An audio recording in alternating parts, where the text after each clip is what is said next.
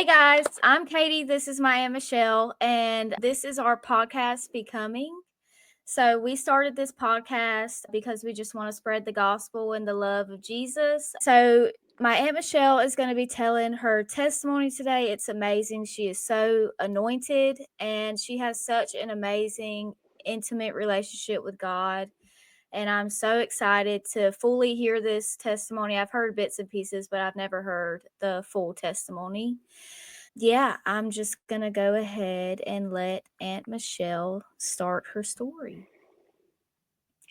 So, Aunt Mickey, why don't you just start by telling us how you guys met? Yeah, Chris and I met in 1989. I saw him for the very first time when I was walking into my job interview at LensCrafters.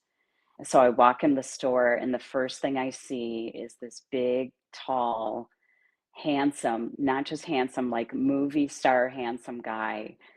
And he had this lab coat on and these safety glasses. So he looked like a doctor. And I'm like, who is that?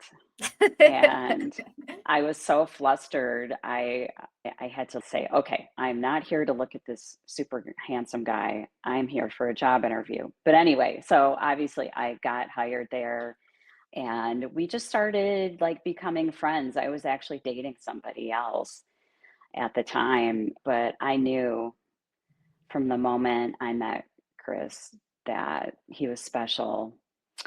And so, yeah, we started dating. We got engaged like a month later, which was fast. So, we got married a year later.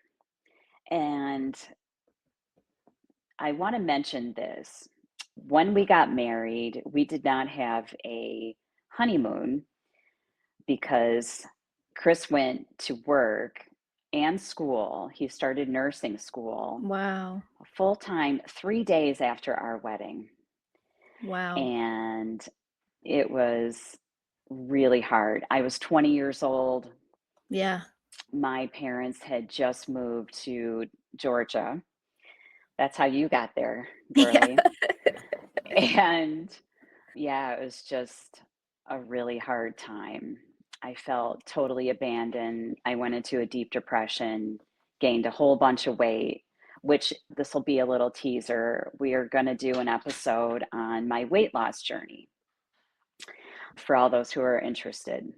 It was amazing how God delivered me from that. So, anyway, yeah, so it just set me up for 15 years of depression and dealing with that. But the Lord really did a work in us. The last 5 years of our marriage, we drew closer together. We grew in the Lord. Just, I could see how God was preparing me for this event. And so it was really crazy. Like the year before Chris died, I just had this feeling in me like, get your house in order, get your finances in order, get your family together. And so, yeah, my son Colin was born 3 years after we got married. So the minute Chris got done with nursing school, There's a um, baby. yeah, boom. Yeah. Yeah, the first minute we had together. Yeah. That's how it goes. Yeah, and yeah, so Colin is just an amazing young man. Yeah, I'm so blessed to have him. And I was a stay-at-home mom, which was my dream. Yeah. And so the Lord really had that come to pass too in my life, which is a huge blessing. Yeah. That's extremely underrated, being a stay-at-home mom. That is a full-time job. Uh, yeah, and I'm glad I said that because that time that I had with Colin, that time that I had pouring into my home, keeping it a peaceful, safe place, Yeah. and that time that I had with Chris, that I could just like pour into him too, because I had the time to do it. Yeah. And Yeah, we yeah, so back to the year of preparation. I didn't know that's what it was, but it was. Like I got my health in order, and the three of us, Chris, Colin, and I, we became so close, and we had so many healing events emotionally and together as a family that year, and it was wonderful.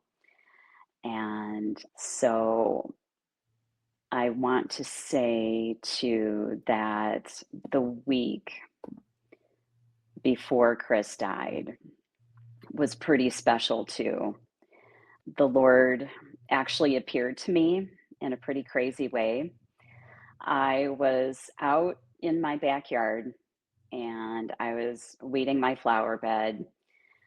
No big deal. I had my iPod. This shows how long ago it was. Almost 15 years ago.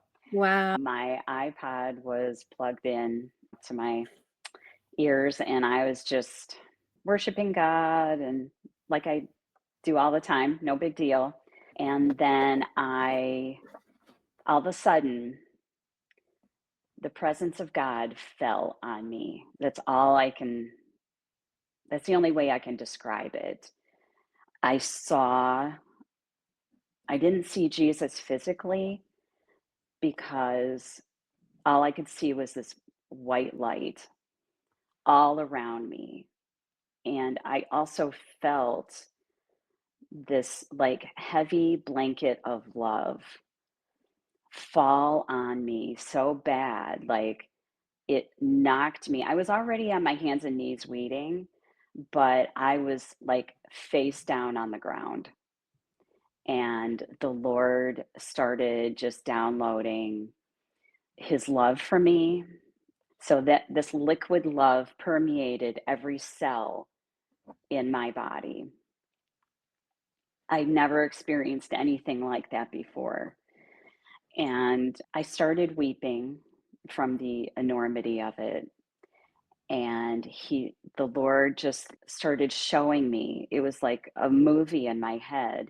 He was just downloading his, showing me his love for me in ways throughout my whole life, things I had been through at that point.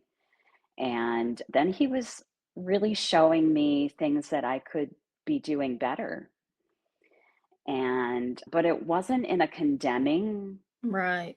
punishing way. It was just like making me aware, Yeah. like showing me a mirror of myself, but in such a loving, accepting way.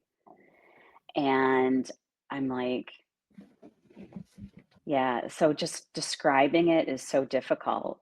And for those of you out there who have been through this, there's just no English words that can describe when the Lord touches you this way. But so after a few minutes, his presence lifted, and I couldn't move for another 10 minutes because I was just so overwhelmed by his love. Wow. And yeah, and I just felt like after that, I felt the Lord was just telling me that I've got you. And Right. so after that, I'm like, wow, that's cool. Thanks, God. And I went on with my life. I didn't even tell Chris about it, which is weird. Really?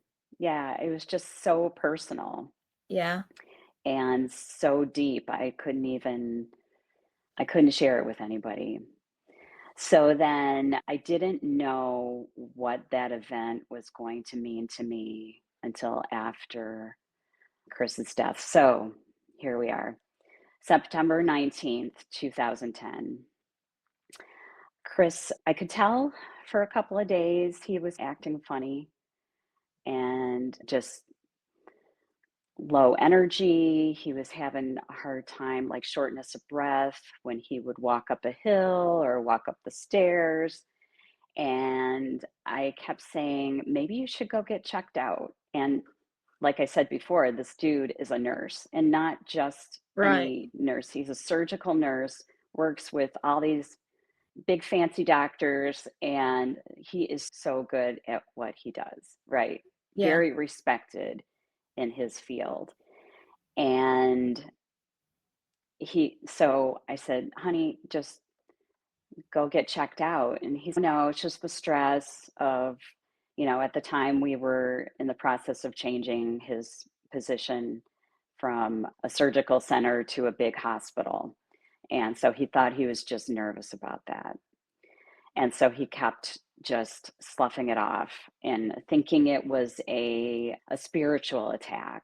But looking back, there were so many things that told me, yeah, there was something huge going on. So the so September 19th, he was getting just more and more tired, and he was supposed to start a new job. September 19th, 2010 was a Sunday, and he was supposed to start a new job the very next day. Oh my And goodness. so he's like laying on the couch, just barely responding, just zoned out. And I'm looking at him and I'm like, Lord, what is going on? And I didn't feel like any warnings or Yeah. like I should do anything. I just felt like God was just like holding me together and preparing me. Like that whole day, I had cleaned my house, did the bills. I was like this busy little mama going all over the place, getting my house in order. Yeah. And I did feel like I was nesting or something. And Colin was there. He was in and out. He was 16 years old. Had gone and seen his friends the night before. Just we were just hanging out. And about the time, so of course it's Sunday in September, we had the Lions on. Detroit Lions, watching them lose at that point. They were not very good for decades. So we had just watched them lose again. And so Chris had gotten up. He went and got a drink of water. He came and sat back down. And he's sitting on the couch and I feel really dizzy. And then he falls over onto the ground and his body started doing some pretty crazy things. He turns completely gray, and Colin was there with me, and yeah, sorry. Take your It's hard time. to, yeah, it's hard to relive. It's been 15 years, but Yeah. it's still hard to say, which I is could weird. not imagine. I know. Yeah, it was a hard thing. Yeah, so Colin jumps up and says, Mom, call 911. So I'm dialing 911, and Colin felt for a pulse and didn't feel anything. And I remember Colin calling out to the Lord, and he said, Jesus, heal my dad, be with us. And all I could think was, okay, Chris, stop being dramatic, because he could be very dramatic. And those medical people, they make they are the worst patients ever. So I was just thinking, oh my gosh, dude, because I had no up until this point, I thought Chris was like the healthiest person in the world. Right. We had gone through this health journey of losing weight and eating, and he looked fantastic, felt good, all of that. But there was something in the background that we did not know. And so, yeah, so I called 911. They're asking me questions, and and all of the questions they asked me, I had a yes answer. Is his color gray? Are his hands clammy? Is he unresponsive? And I kept Yeah. saying yes. So then they started saying, okay, we're going to start CPR. And this whole time I'm like, no, I- I'm, I was afraid to press on him because I thought he's going to wake up any minute and he's going to be mad because I'm hurting him. I just could not accept what was happening. It was just my body was going into shock, I think. Yeah. And so it seemed like forever, but I think it was only a few minutes that the ambulance came and the paramedic hooked Chris up to this monitor, and the monitor said that the some to do the life-saving measures was Oh, not right. necessary. And I'm like, Wow. "Oh, good. That means he's okay." But really what it meant was he was long gone. Oh my gosh. So then the paramedics there was only one paramedic initially, and he's like calling in reinforcements. And then after probably a half an hour, there was a policeman and five other paramedics. And they were doing that because it was such a sudden death and they weren't sure if there was any criminal activity going on. I didn't Right. know that at the time, but they were just taking precautions. And so Colin and I were so we were in a quad level, and Chris was in the bottom family room. And so Colin and I went up another level into the dining room, and we were sitting up there together. And after a while, the paramedic who came originally, he came up and he told us, he said, "I'm so sorry. I did all I could do." But he's gone. And it was so crazy and fantastical. I know that's not a word, but it was just so unreal that I smirked. Are you kidding me? Oh, come Yeah. on.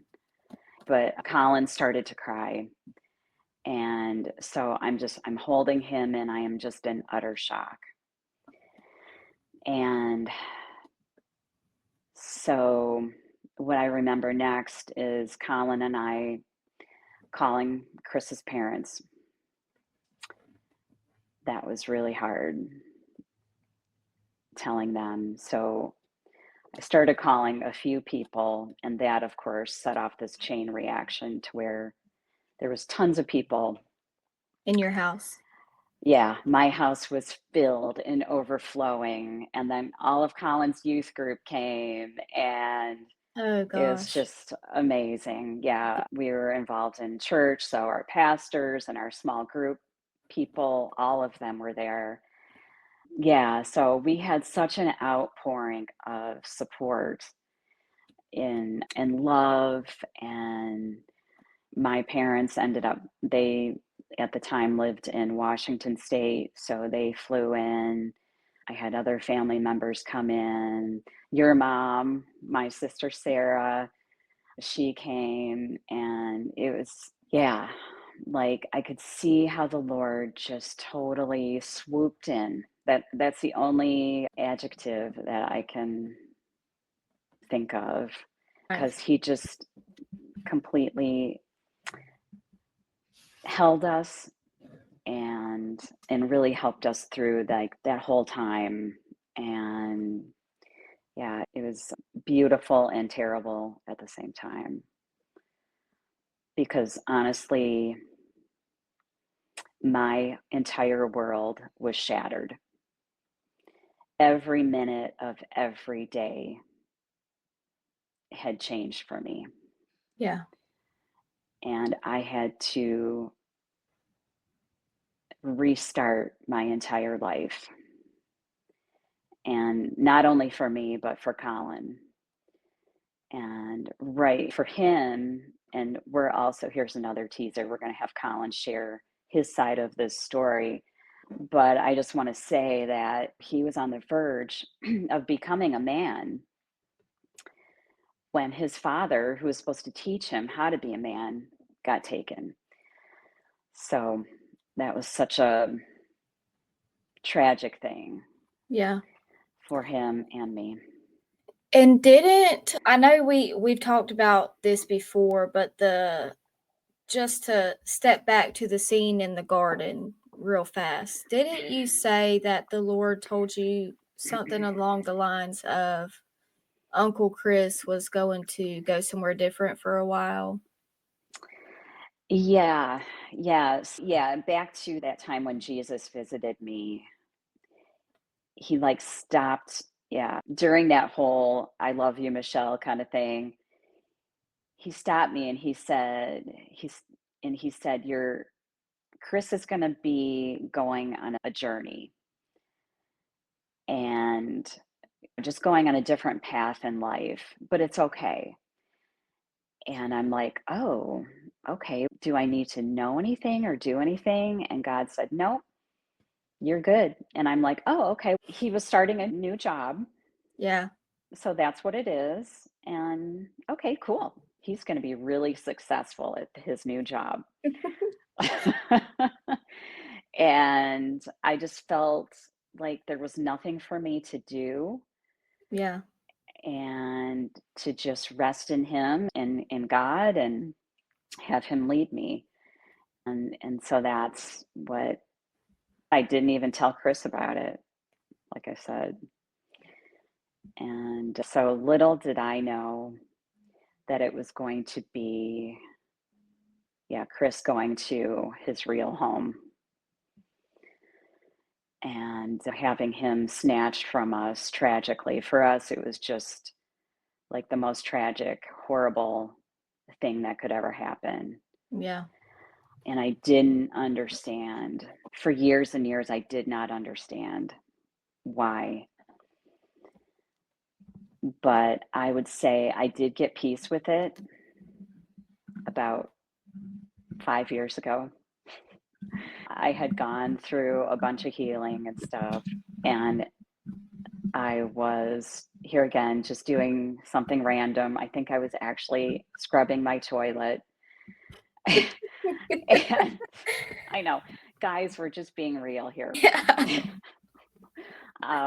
And the Lord just dropped another piece into my soul. He said, it was Chris's time to go. And I'm like, I was actually able to receive that Yeah. at that time. Yeah. But the 10 years before, of course, I wasn't. So after the funeral, Colin and I were just lost. Like when you experience a death, a close death, you have all these people that come in initially and they're like, oh, poor Michelle, poor Colin, let us take care of you and help you. And Right. it's wonderful. And you can't do it Yeah. without them. And we got so much support and I am so grateful. But there comes a time when everybody's got to get back to their life. And so here you are, and you're like, okay, we're going to start this. We're going to start our new life. And Colin and I were just petrified.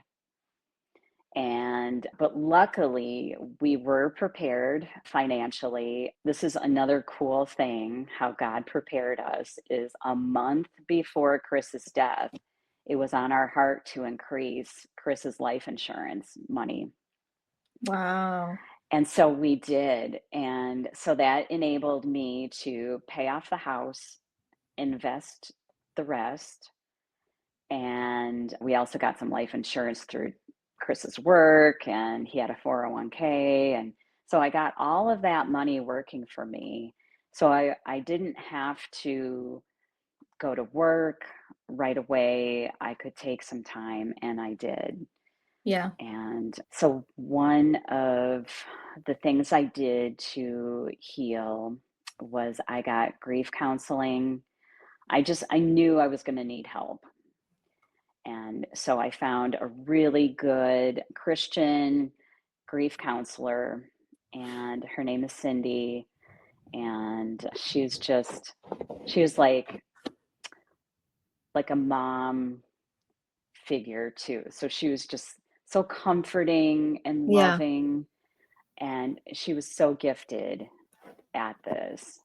And she gave me so many cool tips on how to grieve. Because in this country, we're not taught how to grieve in a healthy way. Yeah. We're taught that you stay busy, you throw yourself into things, just push it down, ignore it, because you Mhm. have to be strong. But actually, being strong is feeling that pain and working through that hurt and letting it out in healthy ways. Because if you don't let it out, it's going to come out in ugly, Yeah. unhealthy, destructive ways, Yep. destructive to yourself and to your loved ones around you. So, finding things that help you release the grief inside of you, release the anger is really important. So, for me, journaling was really good because I could just write out all of the these horrible feelings or the feelings of anger, of loss, abandonment, sadness, depression. That really helped. And actually, what I started out doing was just writing out what happened, like what I just Yeah. told you. Yeah. And that helped too. Like, just it helped my brain to learn to process it, accept it, because we were not created to lose people. We weren't created to die. And so every time we have a loss, it just is so hard for us to accept because we weren't made to do it. And so grieving in a healthy way is imperative if you want to survive. And so the grief counseling I got was great. It also came along at the same time as a grief seminar related with the whole ministry that my grief counselor was a part of. And so I went to the grief seminar and I learned a lot there. It was also there was a small group session that was a part of that. And so I got to share my story with other people and hear their stories too. And it was really helpful to know that it wasn't just me that had gone through this.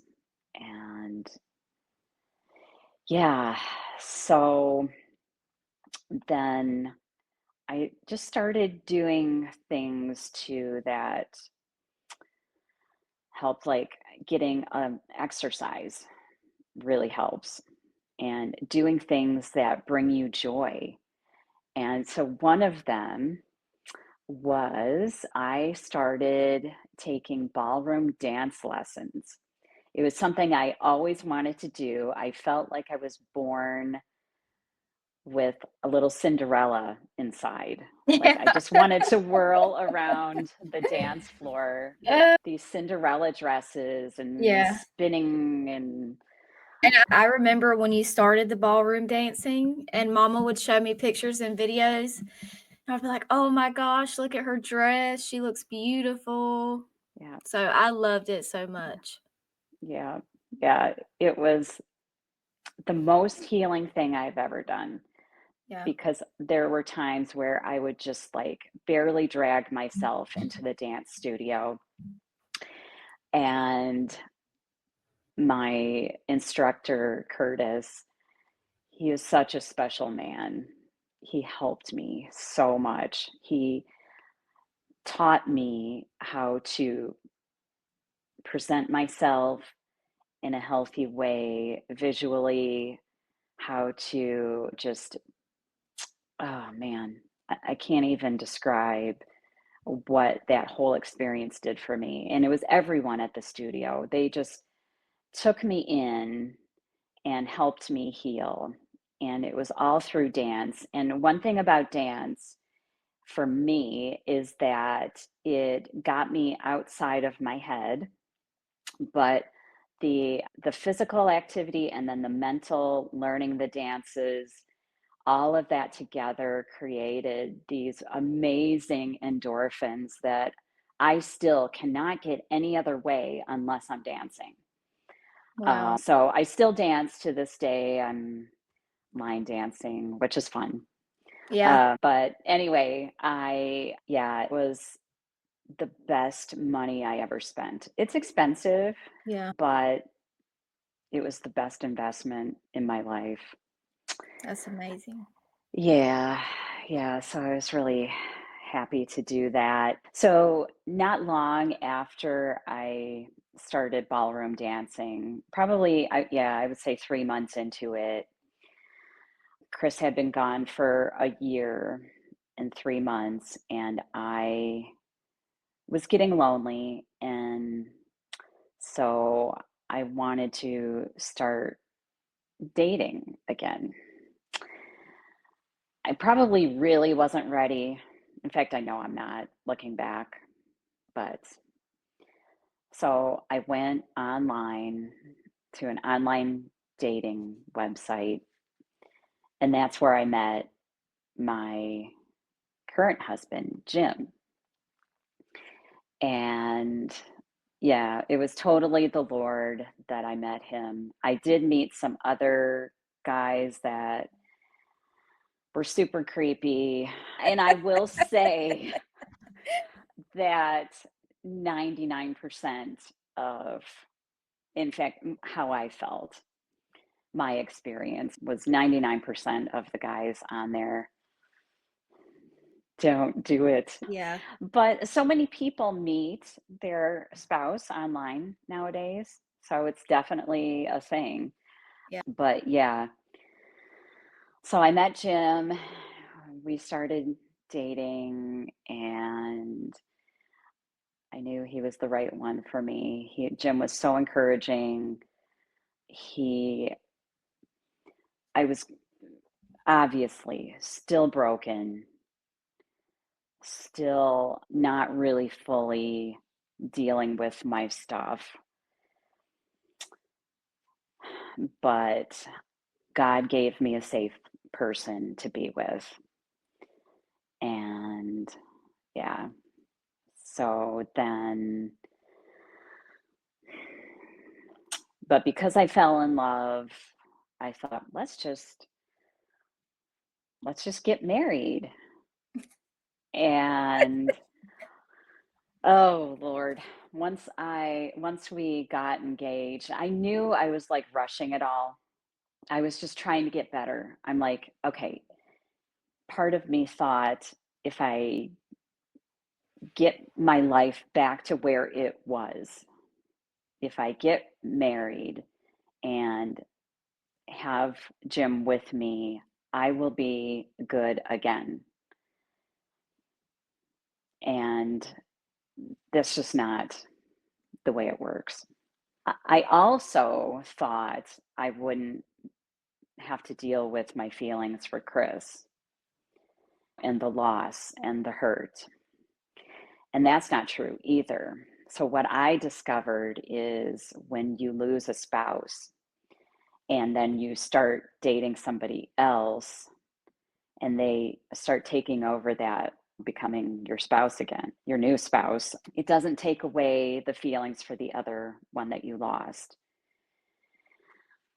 You still have to deal with it. Yeah. And so I went into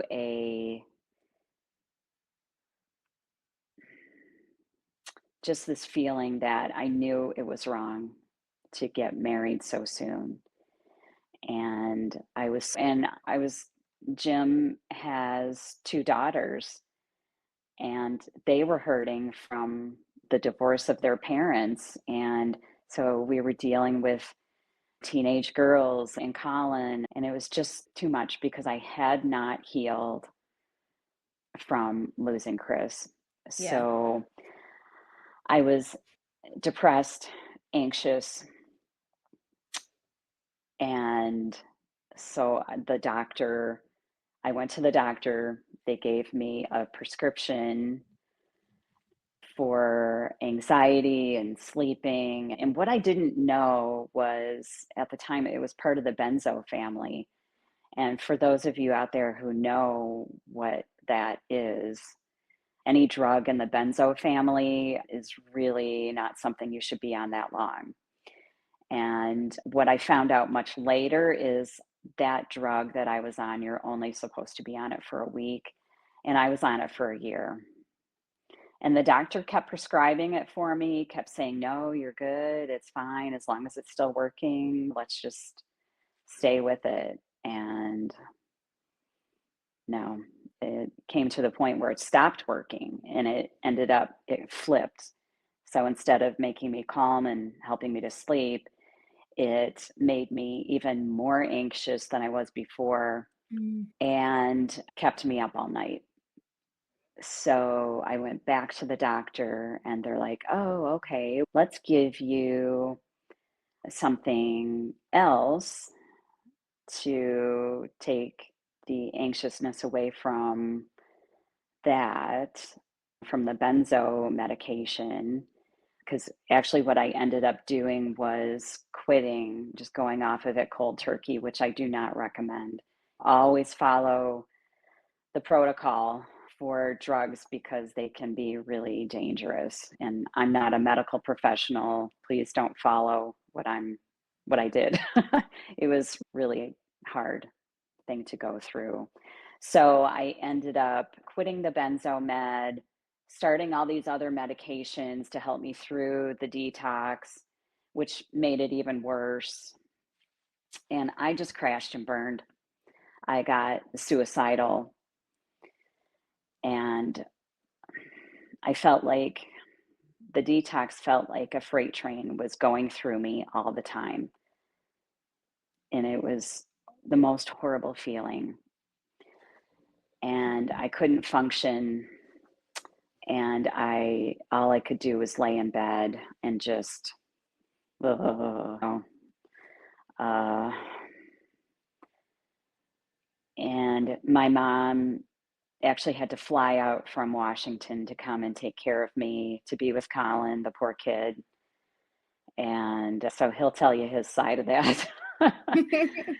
And yeah, it was just a horrible time. I The anxiety wouldn't stop. So I kept going back to the doctor saying, this isn't working. I'm getting worse. I'm getting worse. And they're like, then we'll just give you this other medication and this and that. And I'm like, I'm not sleeping. And then the doctor actually recommended that I go on the original medication that screwed me up to begin with. And I just looked at this doctor like, are you kidding me? And I immediately in my inside, I just knew, I'm like, okay, I'm done with this. So I went home and I told my mom, I said, I'm just going to stop everything because it's just, I'm in this whirlwind of drugs. And she's okay. And I said, I don't think I can do this on my own. I think you need to take me to a mental hospital to help me through this because I felt so anxious and I just wanted the anxiety to end and it wouldn't stop, it wouldn't go away. And I was so tempted to, because by that time I had bottles and bottles of pills. And I was so tempted to just take a bottle and end it. And so I was scared. I didn't want to do that, mostly for Colin's sake, not my own. I didn't want to be here anymore. And I said to my mom, just let's go to a mental hospital and they will take care of me. And so my mom and I are in the car going to this place. And my mom said, you know what? I don't feel right about this. I think if you get in there, it's just going to screw you up even more. And so I said, okay. I said, let's stop and pray. So we mom pulled off into this obscure parking lot and we're praying. And I said, okay, let's just go home. So it was nuts. My life at that time was just utterly crazy. Yeah. So we drive home. I go up to my room. I'm laying down in bed, and I remember this moment. I start to pray, and I said, Lord, I can't do this on my own. I have been trying so hard to restart my life, to do things the right way, to be a good mom and a good person, and I can't do it without you. I can't heal without you. So I'm going to stop trying and I'm just going to let you lead me. And I said, Lord, if you bring me through this, I want to be able to help someone else someday get through this time. And when I said that, I felt the smallest glimmer of hope. Not much, but it was like this little ray of light in total pitch black. So the next day, my mom and I went to the library to get some books that would maybe help me distract or help me find some comfort in some storybooks or whatever. So we're walking through the library and I turned around and there was this shaft of light. There was like a skylight in the library, and this shaft of light came through and fell on this book, and it was Power Thoughts by Joyce Meyer. And I'm like, oh, I know that lady. I had watched her off and on before on TV, Mhm. and I'm like, I really felt led very strongly to check that book out. So I did. And that night, for the very first time, I learned that you can choose your own thoughts. You can allow the Word of God to renew your mind. You don't have to live in the mess that you're in. And that just blew my mind. I had no idea. I thought I just had to live with any emotion that hit me at any given moment. So I'm like, wow, this is cool. This is what I need. So that book was the beginning of my healing journey. And so me and Mama Joyce, we have been like this ever since. And so throughout that book, and then I had read other books of hers, Beauty for Ashes, that helps with healing from trauma, and just watching her TV program. And then over the years, with technology getting better and better, her podcast and app, and it's just really helped me have someone there with me as I'm healing. And yeah, That's amazing. yeah, yeah, it was a cool thing that happened. Okay. So, what would you say to someone who's maybe going through a similar situation right now as you went through? Yeah, first of all, I'm so sorry for anybody out there who is in the midst of the beginning stages of healing from a loss. I'm so sorry. I know how hard it is and how you just have to start your life over again. And it just seems like this huge mountain to climb. And one thing my grief counselor told me is she said, and many of you know this, you can't, how do you eat an elephant? It's one bite at a time.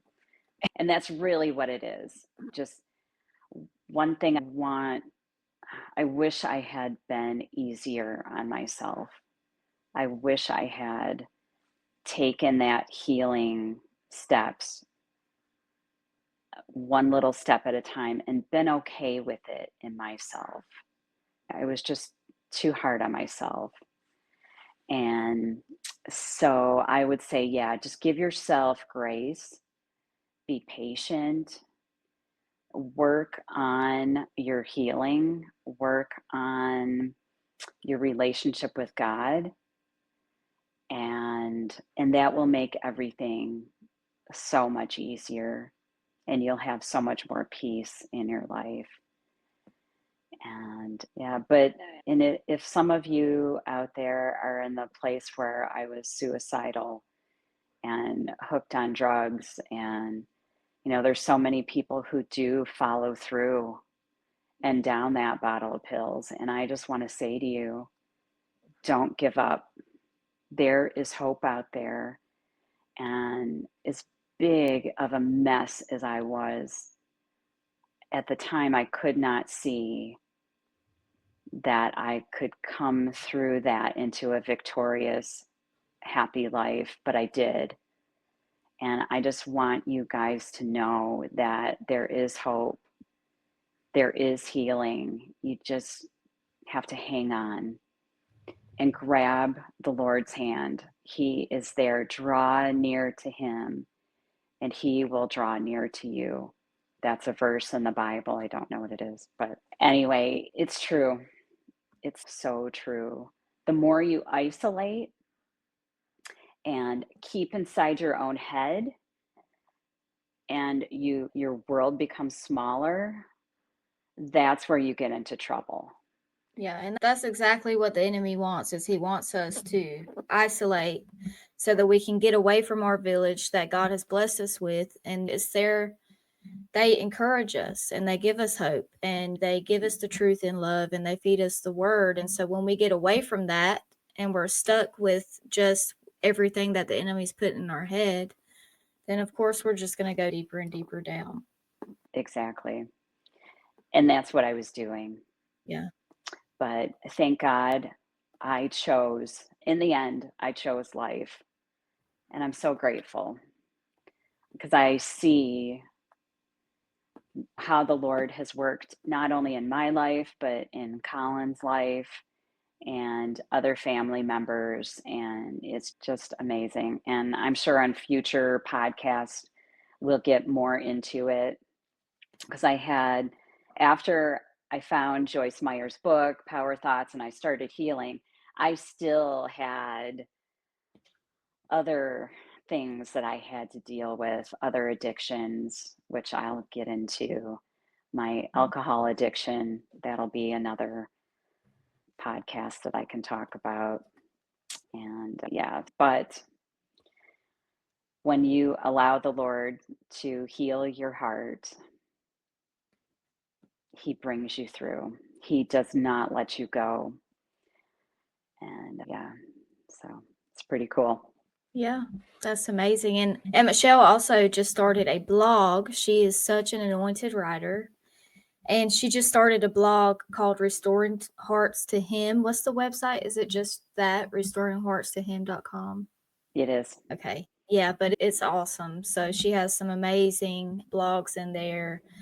And she also has a Facebook page as well. So you can follow her on Facebook. You can read it online. And hopefully one day she will have some audio podcasts. Yeah, I feel like the Lord is leading me to have some YouTube, not shorts, but just videos where I'm speaking my blog posts.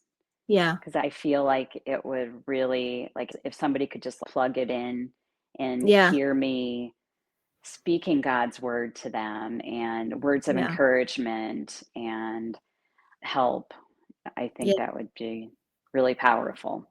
Absolutely. And a lot of people don't read anymore, but it's also very different when you hear someone speaking these things to you and over you. It's so powerful. Yeah, I agree. I agree. I wished at the time that I lost Chris, I wish I had some of those tools. So Yeah. anyway, that's what I'm hoping to do. Yeah. Yeah, That's I'm amazing. excited. Thank you so much for being so open and vulnerable with us today. I pray that this really encourages somebody and helps somebody. I know it will. And so thank you, Aunt Mickey. Yeah, no, thank you, Katie. I was just so happy to share. And yeah, just stay tuned, everybody, for future episodes. Yeah, absolutely.